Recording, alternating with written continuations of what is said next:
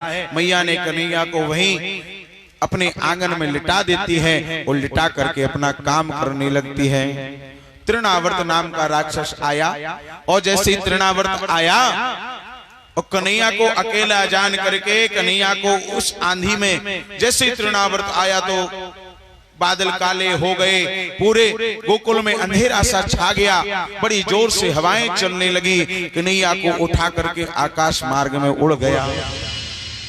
जैसे आकाश मार्ग में उड़ा, कन्हैया ने उसके कंठ को पकड़ा, दोनों हाथ से कंठ को दबाते हुए ऊपर से आकाश मार्ग से एक मैया के आंगन में पत्थर रखा हुआ था, उस पत्थर पर जोर से मेरे कन्हैया कंठ दबाते हुए पटक देते हैं, गिरा देते हैं, तृणावर्त का उद्धार कर देते हैं। बोले भक्त वत्सल भगवान की जय हो।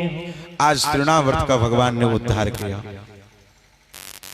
तृणावर्ता शांत रहो वात्यारूप धरो हरण कृष्णम न भोगतो गंधुम नाशनिकोद्भूरि भावृतो। आज कन्हैया तृणावर्त का उद्धार करते हैं।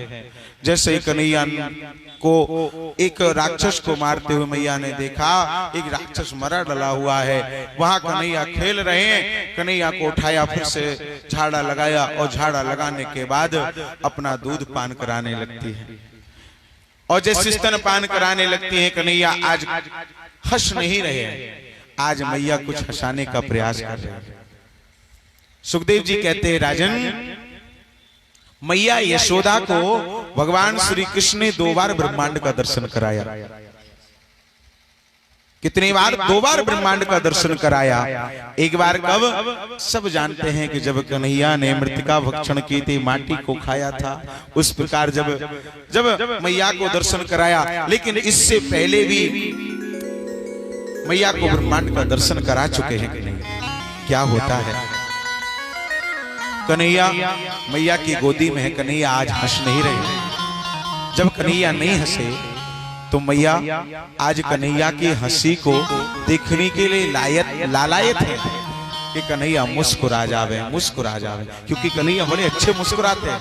कोई छोटा बच्चा हो ना, छोटे बच्चे की मुस्कान बड़ी प्यारी लगती है कि हंसे, बस अच्छा हंसते हुए दिखे। ऐसे ही कन्हैया को आज हंस नहीं रहे हैं। जब कन्हैया नहीं हंसे तो मैया ने बहुत प्रयास किया हंसाने का, लेकिन कन्हैया नहीं हंस रहे। कभी हथेलियों में ऐसे करे मैया, लेकिन कन्हैया नहीं हंसे। कभी कमर में ऐसे करे मैया, कन्हैया नहीं हंसे।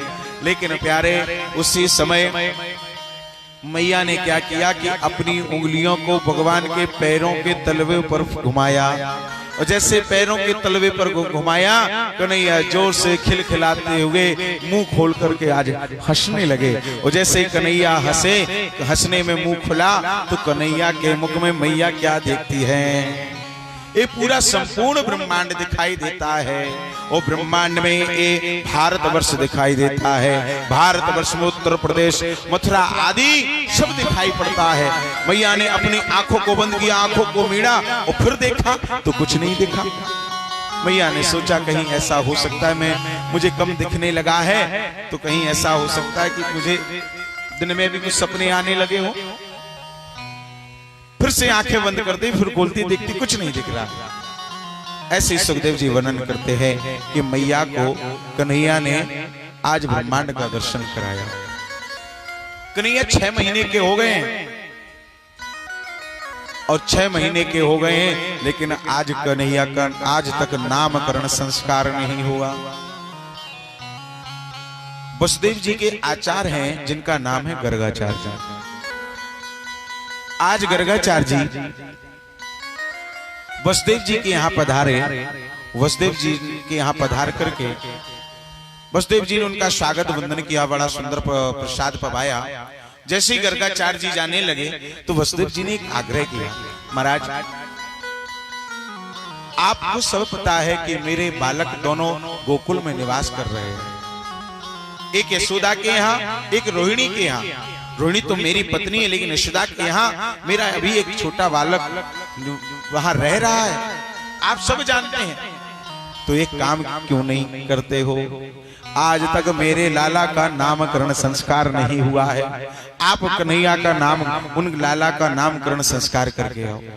जैसे वसुदेव जी ने कहा कि नामकरण संस्कार, तो गर्गाचार्य जी कहते हैं राजन, मैं कन्हैया लाला का नामकरण संस्कार करने चला तो जाऊंगा, परंतु एक व्यवधान आएगा। क्या व्यवधान आएगा? बोले मैं आपका आचार हूं, यदुकुल का आचार हूं, और जब यदुकुल का आचार, आपका आचार नंद बाबा के यहाँ नामकरण संस्कार कराने जाएगा, या हम जाएंगे, तो कंस को निश्चित पता लग जाएगा कि जो देवकी का 8वां गर्भ है वो नंद बाबा यशोदा बाबा मैया के यहाँ है।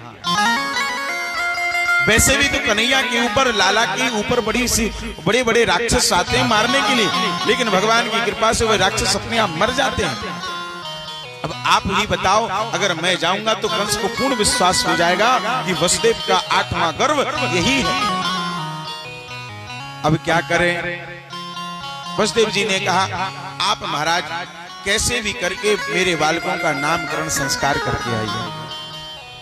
वसुदेव जी के कहने पर गर्ग जी महाराज आज नामकरण संस्कार करने के लिए गोकुल पधारते हैं। गर्गा पुरोहितो राजन यदूनां सुमहातपा ब्रजम जगाम नंदस्य वसुदेव प्रचोदितः। आज नंद बाबा के यहाँ गर्गाचार्य जी महाराज पधारते हैं, और जैसे गर्गाचार्य जी महाराज का आगमन हुआ, बड़ा स्वागत वंदन किया। आइए महाराज, हम बड़े भाग्यशाली हैं कि आप जो पधारे। आप कहां से पधारे? तो गर्गाचार्य जी महाराज ये तो कह नहीं सकते कि सीधे साधे कि हम आपके बालकों का नामकरण संस्कार करने आए, नहीं तो नंद बाबा भी समझ जाएंगे कि वसुदेव के पुत्र हैं। तो कहते हैं बात बनाते हुए, अरे क्या करें बाबा, मैं तो यहाँ, मेरा ब्राह्मणों का काम ही क्या है, मेरा काम ही क्या है कि आज कहीं सत्यनारायण की कथा सुनाना, कहीं नामकरण संस्कार कराना, कहीं कुछ कराना, कहीं कुछ कराना। ऐसे ही महाराज जब नामकरण की बात नंद बाबा ने सुनी, तो उसी समय नंद बाबा के मन में ध्यान आता है, ओहो मैंने भी अपने बालकों का कभी नामकरण संस्कार नहीं कराया है, मुझे भी अपने बाबा का, लालाओं का नामकरण संस्कार कराना होगा। नंद बाबा ने प्रार्थना की, महाराज जब आप आ ही गए हो तो मेरा भी एक काम कर दो। क्या काम है? मेरे जो 2 लाला है ना, एक वसुदेव जी का लाला है जो रोहिणी के यहाँ निवास करते हैं, महाराज एक मेरा लाला है, इन दोनों बालकों का नामकरण संस्कार कर दो। गर्ग जी ने कहा, हम कैसे नामकरण संस्कार कर सकते हैं, हम तो यदुकुल के आचार हैं, और कंस को पता लगेगा कि यदुकुल का आचार मैं यहाँ पर नामकरण संस्कार करा रहा हूँ, तो कंस और राक्षसों को भेजेगा, लालाओं पर विपत्ति आएगी। बाबा बोले, महाराज जब कंस को पता लगेगा तभी तो राक्षस को भेजेगा, जब पता ही नहीं लगेगा नामकरण संस्कार आपने कराया है तो फिर क्यों राक्षसों को भेजेगा? तो फिर बोले, हम गौशाला में नामकरण संस्कार करेंगे। गौशाला में? हाँ, गौशाला में नाम का संस्कार की तैयारी होने लगती है। मैया रोहिणी और यशोदा आज तैयारी करने लगती हैं गौशाला में, पूजन सामग्री सजाती है, प्रसाद आदि सब तैयारी कर रही हैं। कछु के दिवस बीते भांति, कछु के दिवस बीते भांति, कछु के दिवस बीते भांति, कछु के दिवस बीते यह भांति, जाते न जाने दिने अरो राते, जाते न जाने दिने और राते, नामे करने करे अवसर आवा, नामे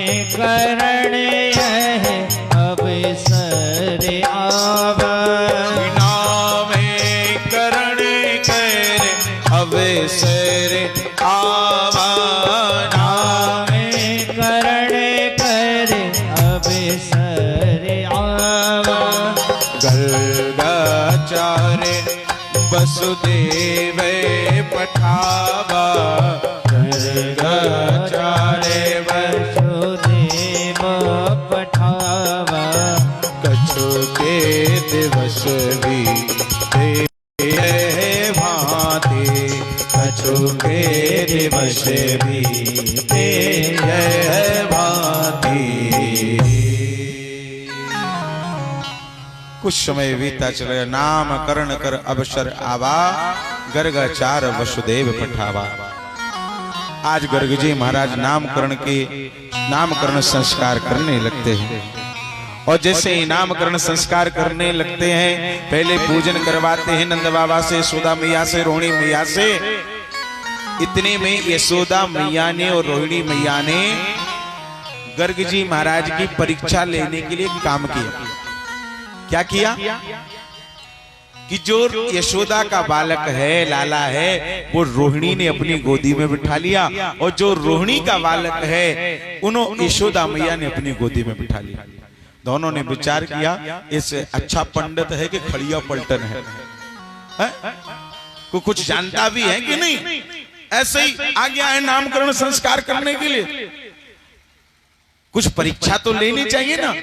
ऐसे ही महाराज आज रोहिणी और यशोदा मैया ने बाबा गर्ग जी महाराज की परीक्षा लेने के लिए अपने दोनों बालकों को अदला बदली कर ली। जब दोनों बालकों की अदला बदली कर ली, पूजन आदि हुआ। पूजन आदि करने के बाद गर्ग जी महाराज ने नामकरण संस्कार करना प्रारंभ किया। यशोदा मैया की गोदी में रोहिणी जी के बालक, वसुदेव जी के बालक बैठे हुए हैं। तो सबसे पहले रोहिणी के बालक का नामकरण संस्कार करते हैं। कहते हैं बाबा अयम ही रोहिणी पुत्रो रमयन सोहृदो गोड़ई। जैसे ही कहा बाबा ने अयम ही रोहिणी पुत्रो, अरे यशोदा मैया तेरी गोदी में जो बालक है ना ये तेरा नहीं है, ये रोहिणी का बालक है। आहा, यशोदा मैया समझ गई ये खड़िया पलटन नहीं है बाबा, ये तो सब जानता है, ये सब जानता है। उसी समय मैया ने अपने हाथ की अंगूठी हीरे जवाहरात की थी बाबा की झोली में रख दी और बोली अरे बाबा ये पंडितानी के लिए ले जाइयो। अच्छा हाँ हाँ। रोहिणी मैया ने अपना 9 लखा हार उतारा और 9 लखा हार उतार करके गर्ग जी महाराज की झोली में रख दिया। ये भी पंडितानी के लिए। बाबा बोले गर्गाचार्य जी महाराज बोले इनका हम क्या करेंगे? बोले चिंता मत करो, अपनी पंडितानी के लिए ले जाइए। और महाराज आज गर्ग जी महाराज यशोदा की गोदी में जो रोहिणी के बालक बैठे उनका नामकरण संस्कार करते हैं। रमयन सो हृदो गुणहि, जो सबके हृदयों में रमण करने वाला है, इसलिए इनका नाम राम होगा। क्या होगा? इनका नाम राम होगा। लेकिन आख्यास्ते राम इति बलाधिक्यात् बलम विदु, लेकिन बल में अधिक होने के कारण इसलिए इनका नाम राम अकेले नहीं लिया जाएगा, बल में अधिक होने के कारण इनका नाम बलराम होगा। बोले बलराम जी महाराज की जय हो। और कहते हैं कोई इन्हें बलदाऊ कहेगा। एक गर्भ से दूसरे गर्भ में स्थापित किए गए, इसलिए इनका नाम एक संकर्षण भी होगा। बलराम जी का नामकरण संस्कार होता है। अब मेरे कन्हैया के जैसे ही नामकरण के समय आता है, रोहिणी की गोदी में कन्हैया बैठे हैं और कन्हैया की ओर गर्ग जी महाराज ने देखा। मेरी माताओं बहनों, उसी समय आज गर्ग जी महाराज की समाधि लग जाती है। कन्हैया को देखते जा रहे हैं, देखते जा रहे हैं। 1 मिनट हुआ, 2 मिनट हुए, 10-15 मिनट जैसे हुए तो मैया बोली अरे बाबा कुछ तो बोलो, क्यों मेरे लाला को देखते जा रहे हो, कुछ कहो तो। जब मैया यशोदा ने कहा कि लाला को क्यों देखते जा रहे हो, तो बाबा कुछ बोले ना है। जब बाबा कुछ नहीं बोले तो मैया बड़ी चिंतित, क्या हो गया बाबा को तो देखते ही जा रहे हैं, ना हिल रहे हैं, ना डुल रहे हैं, ना हंस रहे हैं, ना गा रहे हैं, ना रो रहे हैं, बात क्या है? रोहिणी मैया बोली मुझे तो लगता है कुछ गड़बड़ है, कुछ गड़बड़ है। हाँ हाँ बार बार बोली, अरे बाबा बाबा बाबा बड़ी जोर से चिल्लावे, लेकिन बाबा की तो समाधि लग गई, गर्ग जी महाराज की समाधि लगी, अब समाधि खुल नहीं रही है। और महाराज जैसे समाधि लगी, आध पौन घंटा हो गया, लेकिन बिल्कुल आंखें खोले हुए ऐसे देख रहे हैं कन्हैया। अब उन्हें यहाँ का ध्यान ही नहीं है कि मैं यहाँ गोकुल में कन्हैया का नामकरण संस्कार कर रहा हूँ, उन्हें तो परमात्मा दिख रहा है, मेरा नारायण मेरे सामने बैठा है, मैं कितना भाग्यशाली। रोहिणी मैया बोली ये तो समय बहुत बीतता चला गया, मुझे तो ऐसा लगता है कि पंडित जी तो पधार गए, मुझे तो ऐसा दिखे कि पंडित जी पधार गए। यशोदा मैया बोली हे महाराज पंडित जी को पधारना ही था तो यहाँ काय को पधारे, अपने घर में जाके पधारते, कलंक और लगेगा यहाँ पधारे। ओ महाराज आओ समझ में नहीं आया। यशोदा मैया घबराई, रोहिणी मैया घबराई, अगर यहाँ पधार गए, यहाँ चले गए तो गड़बड़ हो जाएगा। यशोदा मैया और रोहिणी मैया ने बाबा को हिलाया, और जैसे हिलाए तो उनकी समाधि टूटी, और समाधि टूटी और कहे क्या हो गया बाबा? अरे मैया मैया मैया मैया ऐसे बोले, और जैसे ऐसे बोले तब मैया और यशोदा ने, रोहिणी मैया ने लंबी सांस ली और कह करके बोली बाबा तुम ऐसो काय नाटक करत हो, अगर ऐसे यजमानन के यहाँ जाओगे तो यजमानन के हार्ट अटैक अपने आप हो जाएंगे। बोलो राधे राधे। ऐसे मत किया करो किसी के यहाँ। क्या हो गया था आपको? गर्ग जी महाराज कहते हैं मैं तो कन्हैया को देख रहा था। अरे क्यों देख रहे थे?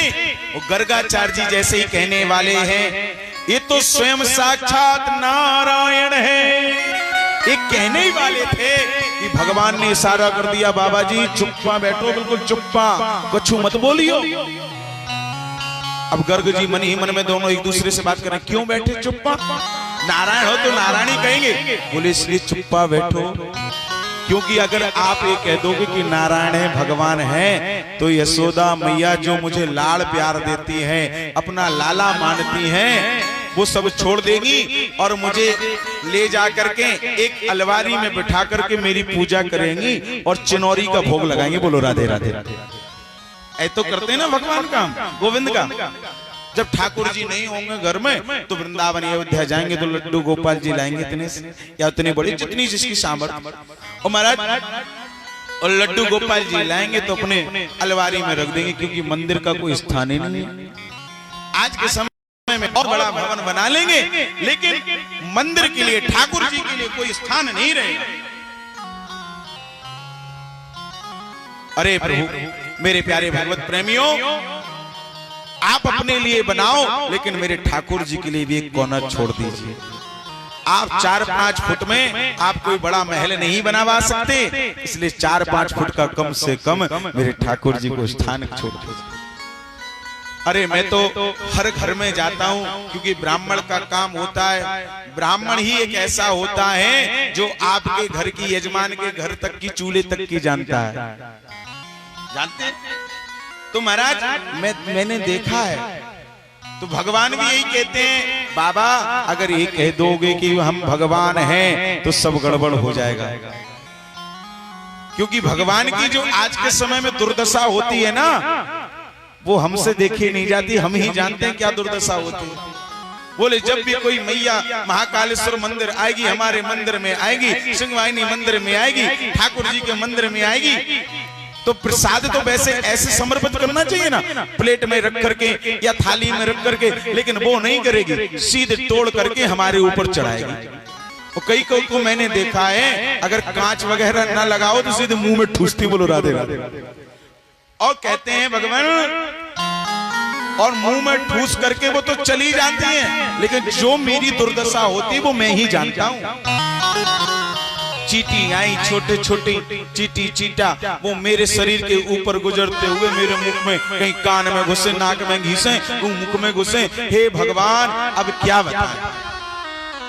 सबसे पहले तो मुझे चींटा चींटी काटते हैं, दूसरी बात मेरी जो शोभा होती है ना वो बिगाड़ देती है, मेरे स्वरूप को बिगाड़ देती है। भगवान की दुर्दशा हो गए। अरे वो तो छोड़ो बाबा, अगर आप ये कह दोगे कि मैं भगवान हूं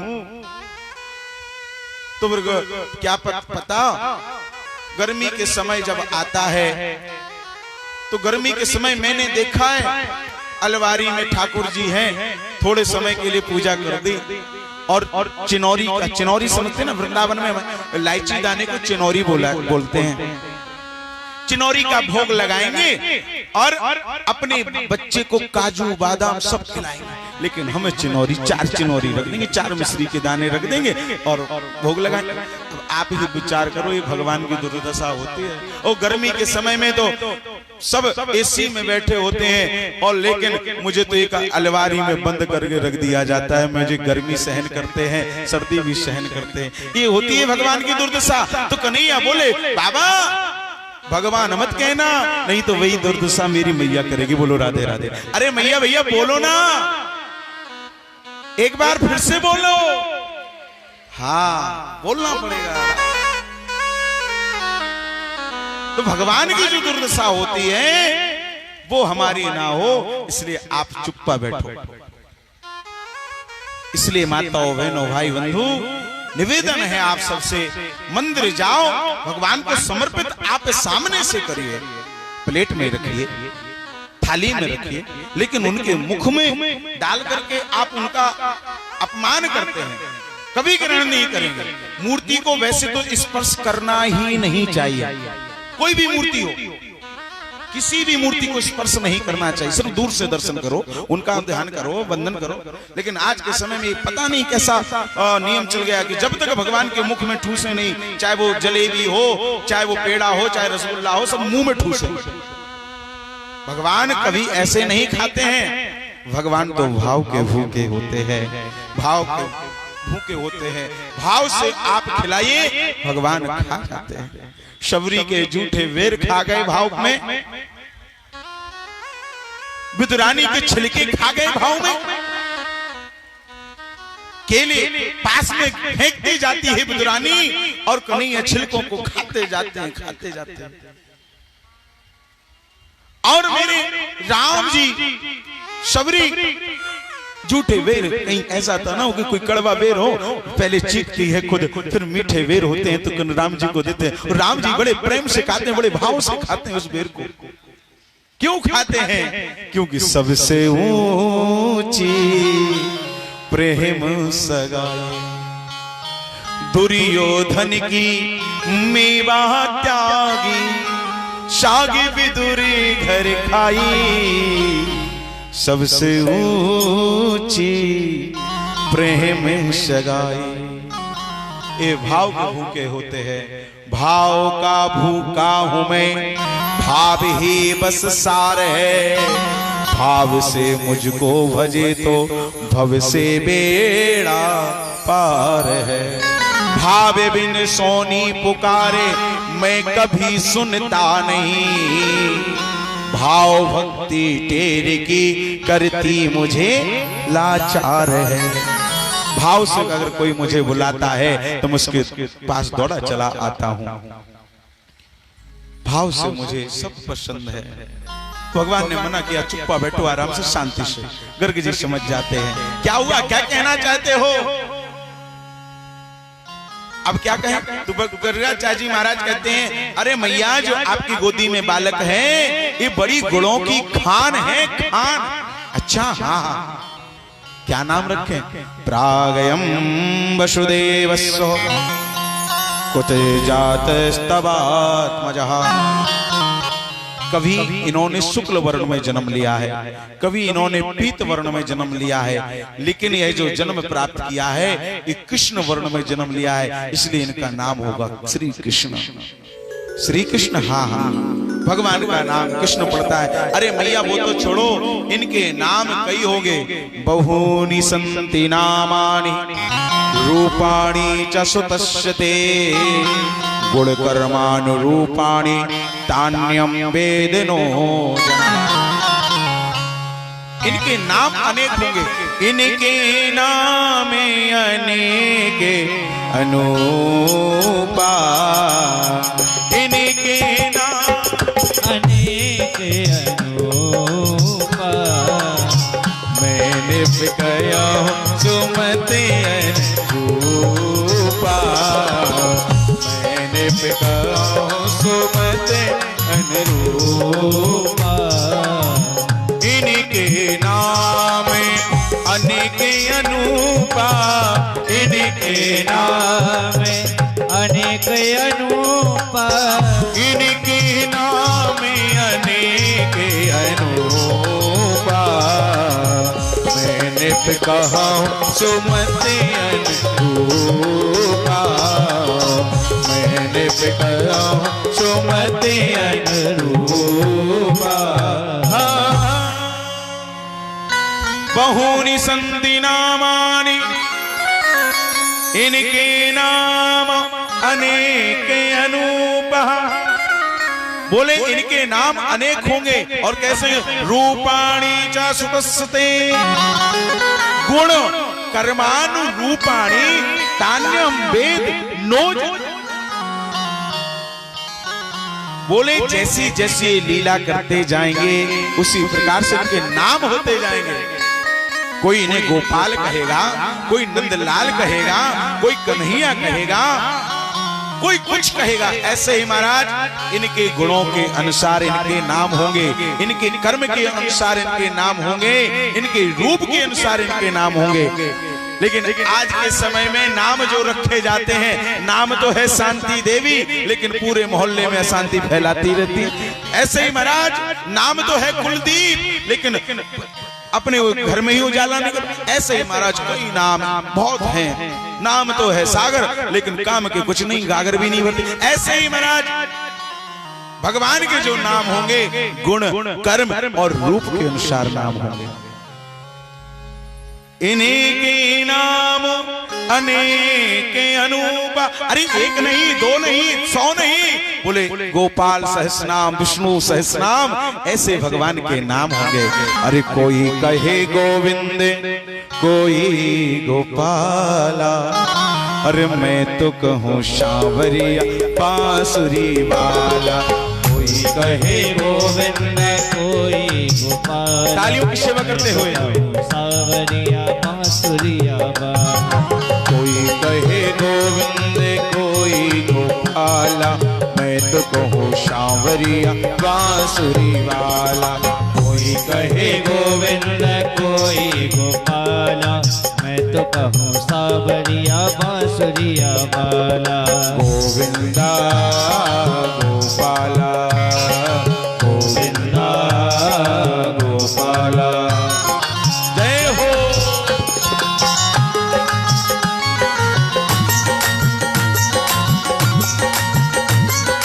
तालियों की सेवा करते हो श्री राम है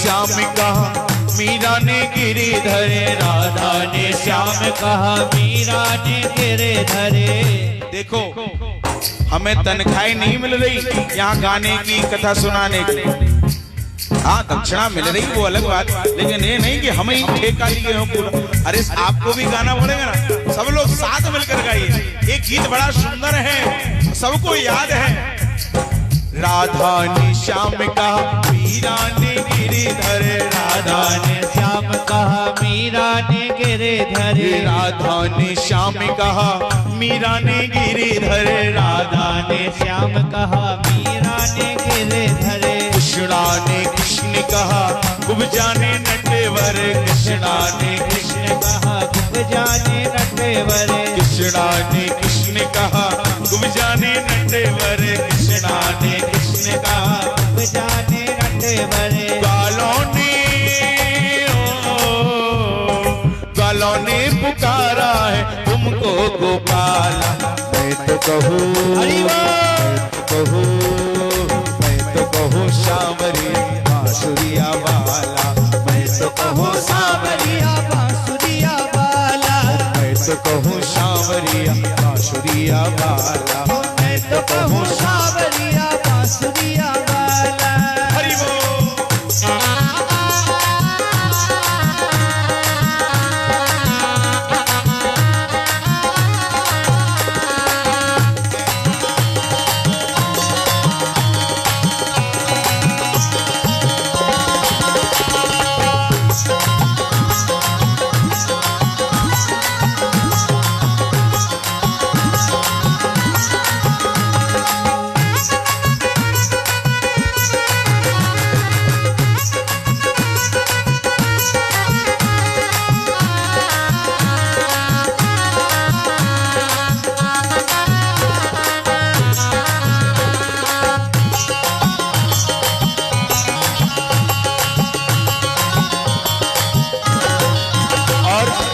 राधा जी कन्हैया को श्याम कहकर पुकारते हैं, मीरा जी कन्हैया को गिरधर पुकारते हैं। मैया क्या कहते हैं? अरे मैया तो कहती थी तुमको कन्हैया, मैया तो कहती थी तुमको कन्हैया। मैया तो कहती थी तुमको कन्हैया, मैया तो कहती थी तुमको कन्हैया। घनश्यामो कहते थे बलराम भैया, घनश्याम कहते थे बलराम भैया। घनश्याम कहते थे बलराम भैया, घनश्याम कहते थे बलराम भैया। सूरा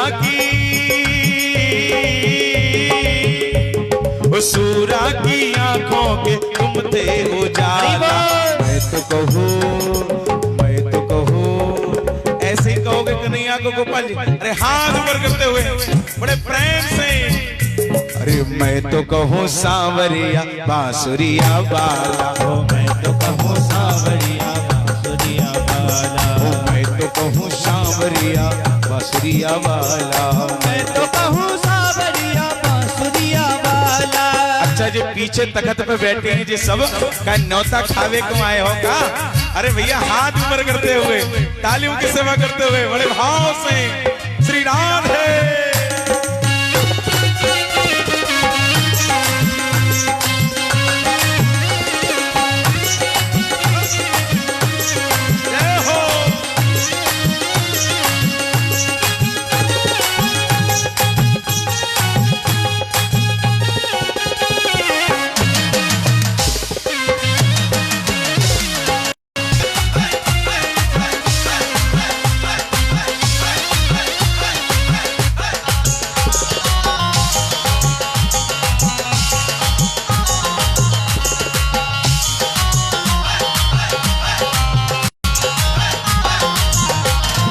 अच्युत युधिष्ठिर के उद्धव के माधव, अच्युत युधिष्ठिर के उद्धव के माधव।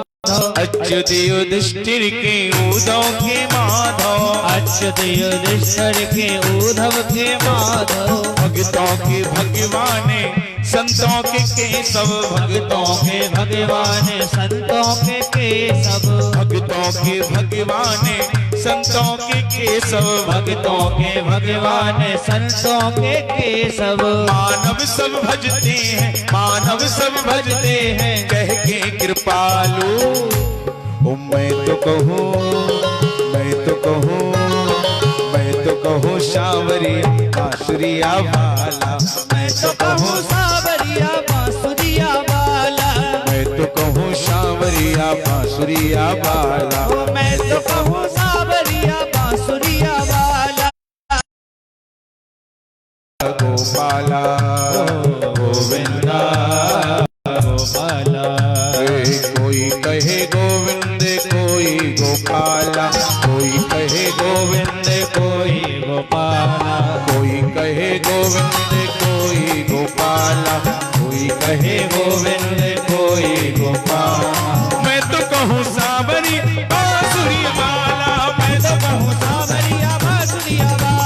थोड़ा माताओं से निवेदन, आते जाओ आते जाओ। हाँ पीछे जगह धूप है भी, आते जाओ। पीछे वाली मैया भी आते जाओ। हाँ देखो कितनी अच्छी है, हम कहते वैसे ही जल्दी आ जाओ आ जाओ।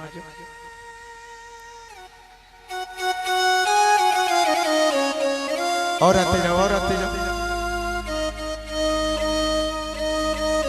आज कन्हैया के मुख से क्या निकलता है? मैया। जैसे मैया निकला, हाँ मैया ने तो बता, और बच्चों कब छोड़ देते हैं? कुछ समय, गाय धुलने के समय नहीं, उससे पहले ही बछड़ों को छोड़ देते हैं गौशाला में जाकर के।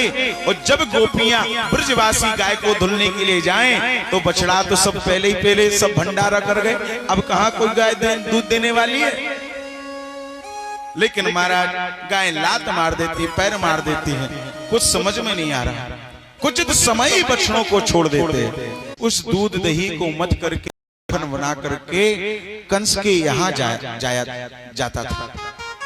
कंस के यहाँ जब जाता था तो भगवान ने विचार किया, इस माखन को खा करके जो राक्षस हैं वो हिष्ट पुष्ट हो रहे हैं। जब कंस के यहाँ माखन घी जाएगा, दूध दही जाएगा, तो राक्षस सब हिष्ट पुष्ट होंगे। तो मेरे गोविंद ने एक सुंदर सी लीला की, जिससे हम माखन चोरी लीला के नाम से जानते हैं। आज माखन की चोरी बनाते बनाते वहां से लाला आया और कन्हैया बोला, भाभी क्या कर रही हो? मैंने कहा कन्हैया कुछ नहीं, सत्यनारायण भगवान के प्रसादी के लिए पंजीरी बना रही हूँ। पंजीरी? हाँ हाँ। तो क्या होगा इस पंजीरी से? बोले लाला भगवान को प्रसाद लगाएगा। किसे? बोले सत्यनारायण भगवान को। सत्यनारायण भगवान को? कहाँ है सत्यनारायण भगवान? तो मैंने कहा अभी सत्यनारायण भगवान आए नहीं है। काशियों की चोटी होती है ना, बड़ी लंबी होती है। हमारा लंबी चुटैया उनकी भी और हमारी भी लंबी चुटैया, और एक दूसरी की चुटैया हवा करके चले गए वहां। और जैसे ही हवा कानों पर तो मेरी नींद खुली और मैं तो घबरा गई, मेरे पति देवता भी घबरा गए। और उसी समय जैसे ही घबरा के उठे और एक दूसरे के विपरीत दिशा में जाने लगे, तो एक दूसरे की चोटी बंधी थी तो वो खींचने लगे। वे कह रहे क्या कर रही हो, क्या कर रही हो? वे कह रहे क्या कर रहे हो, क्या कर रहे हो? ऐसे ही महाराज पति देवता की जो चोटी थी वो उखड़ करके मेरे हाथ। राधे राधे। सच करते हैं तब कहीं हम बोलते हैं। ऐसे हमारा छीका एक होता है कच्चे मकानों में, आजकल तो रहते ही नहीं, तो छीके पर मटकी को टांग दिया, लेकिन छीके पर भी मटकी को उतार करके माखन चोरी मेरे गोविंद पकड़ लेते हैं, वहां से भी माखन को खा लेते हैं। तो गोपियों ने विचार किया, क्यों ना हम इस पेड़ की सबसे ऊंची डाली पर माखन को टांगे। मक्खन नहीं छूटता, अब कुछ करना पड़ेगा। मैया के पास शिकायत करने के लिए पहुंचते हैं। एक गोपी बोली, किस प्रकार से शिकायत करोगी? जब तुम्हारे पास कोई सबूत नहीं है तो फिर कैसे तुम शिकायत करोगी? हाँ कुछ करना पड़ेगा। एक श्यामा नाम की गोपी बड़ी चतुर थी। क्या नाम था? श्यामा नाम की गोपी बड़े को हटा करके क्या करते हैं मेरे गोविंद, उस मटकी से माखन को निकाला और माखन को निकाल करके ग्वाल वालों को खिला रहे हैं। ग्वाल वालों को खिलाया, ग्वाल वालों ने माखन को खाया, और फिर उसके बाद जैसे ही कन्हैया माखन को खाने वाले थे, नानी जी तो क्या हुआ कि माखन को खाते जैसे ही खाने वाले थे, मुख में जैसे माखन को रखा, उसी समय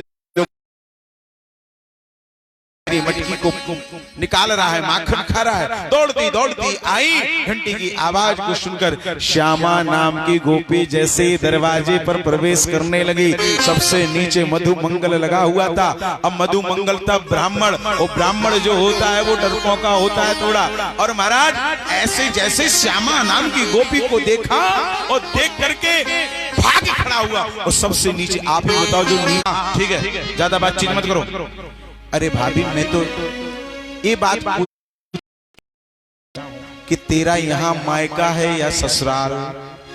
बोले क्यों? मैंने इसलिए पूछा तेरा मायका यहाँ क्या ससुराल? बोले क्यों? बात क्या क्या है? बोले तू गुस्से में जा रही है और तू अपने थोपड़े को, अपने मुख को ऐसे ही खुलो छोड़ के जा रही है। तेने तो घूंघट ही ना डालो। मैंने समझो होए को मायको होवे, मायके में कछु लोगन को जमीन आए, मैं तेरे दूसरे हाथ को पकड़ लूंगी। बोले हाँ भाभी, मेरे ये हाथ को छोड़ करके दूसरों हाथ को पकड़ ले, मेरे ये हाथ दर्द होने लगो है। जब कन्हैया ने इतनी बात कही, उतने में ही श्रीमान जी श्यामा नाम की गोपी के वही पास में आए। वो कन्हैया ने कहा भाभी मेरे इस हाथ को छोड़, और कन्हैया ने उनके श्रीमान जी का हाथ पकड़ा। बोले इस हाथ को छोड़ और इसको पकड़ ले। अब वो तो घूंघट डाले हैं, कन्हैया का हाथ गोपी ने छोड़ा और मेरी बात ऐरी नंद रानी निज कर कहलाई चोर, आज मैं अपने हाथों से चोर को पकड़ करके लाई हूं।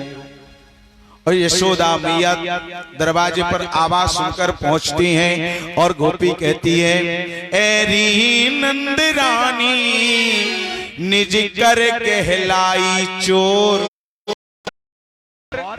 अरे गोपी श्यामा मुखम पश्य कोयम, तुम जिसे मेरा लाला बता रही हो वो मेरा लाला नहीं है।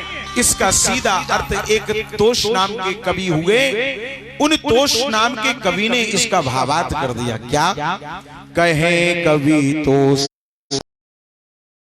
उठ बोली मातू बल में छकी तो है। चलो घर।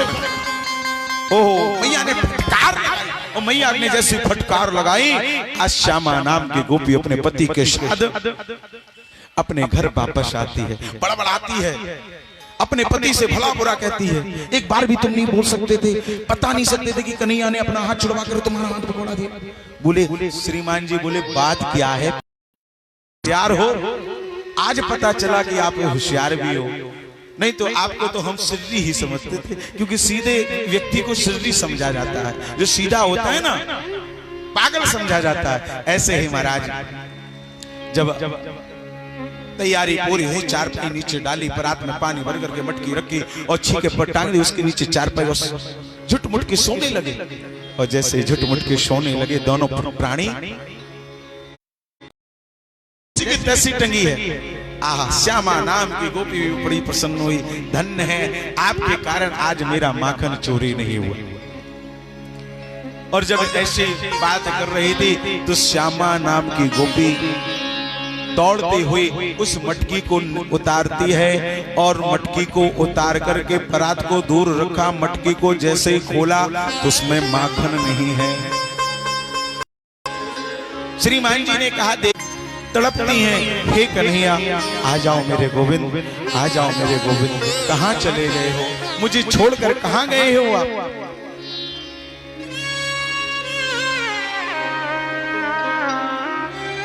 और वही गोपियां आज कन्हैया से क्या कहते हैं, तेरा ही था तेरा ही हूं,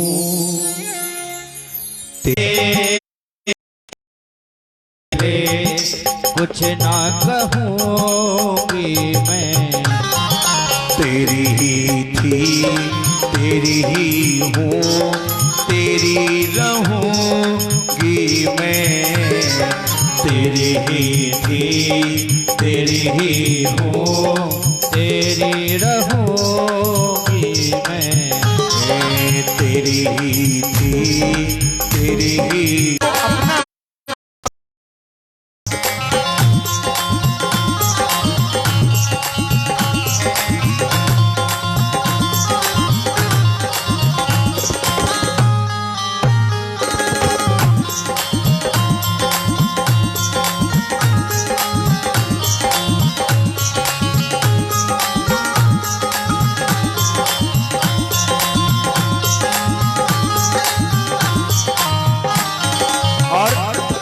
संग बहूंगा मैं, तू है सागर मैं हूँ तेरा, तुझ संग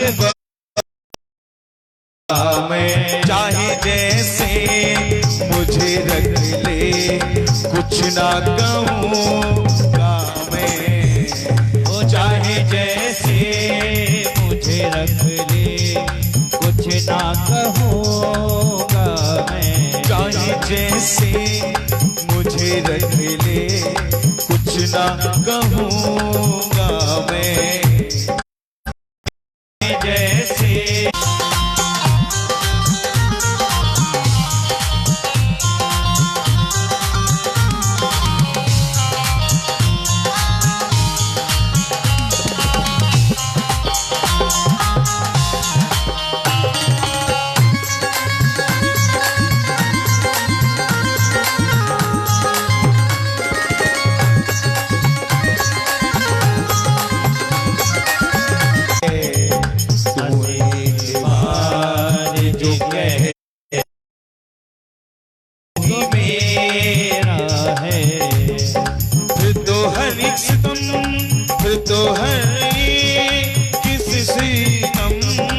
हंसकर सहूँगा मैं। फिर तो हरे किसी दम हंसे कर ही सहूँगा मैं। चाहे जैसे